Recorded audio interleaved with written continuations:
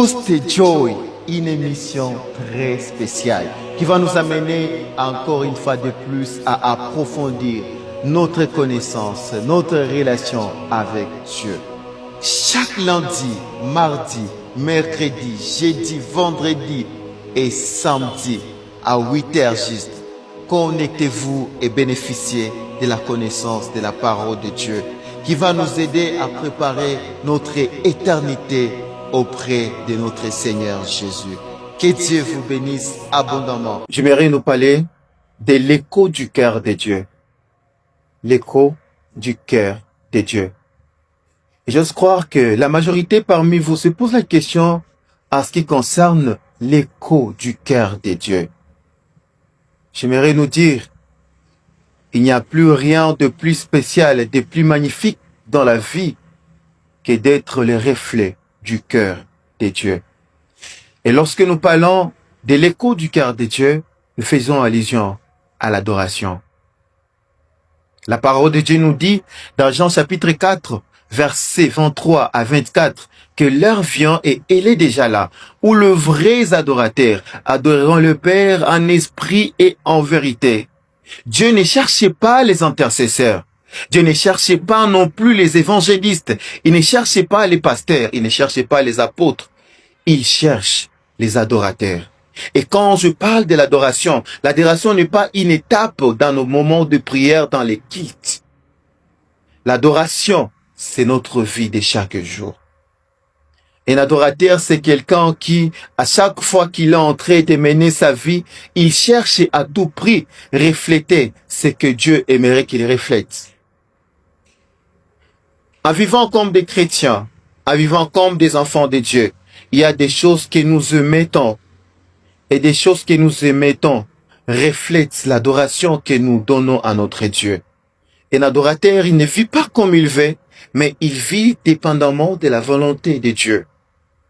Il n'y a pas d'adorateur qui peut dire que moi je vis comme je vais, je mène ma vie comme je vais, je ne suis pas sous la chronodépendance. Lorsqu'on est adorateur, on ne mène pas sa vie comme l'on veut. On commence à vivre, à marcher, à faire, à agir au rythme de Dieu. Un adorateur, avant de poser une action, un adorateur, avant de poser un geste, avant de faire quelque chose, la première des choses qu'il se demande, est-ce que il y a la gloire de Dieu derrière ce que je vais poser comme acte, derrière ce que je vais parler, derrière ce que je vais dire comme mot? Est-ce qu'il y a la gloire de Dieu? Nous avons beaucoup appris à ce qui concerne la vie d'adoration de manière erronée. Ce qui fait à ce que la majorité des personnes, nous vivons et à tout moment, il nous arrive des fois de tergiverser. Parce que tout simplement, avant de poser certaines choses, nous n'arrivons pas à nous placer devant les miroirs. Les miroirs par excellence que j'appelle Dieu lui-même. Quand on se regarde au travers de l'image de Dieu, il y a des choses qu'on a du mal à faire. Quand on se regarde au travers de la personne de Dieu, il y a des gestes qu'on a du mal à poser. Adorateur, c'est ça être l'écho du cœur de Dieu.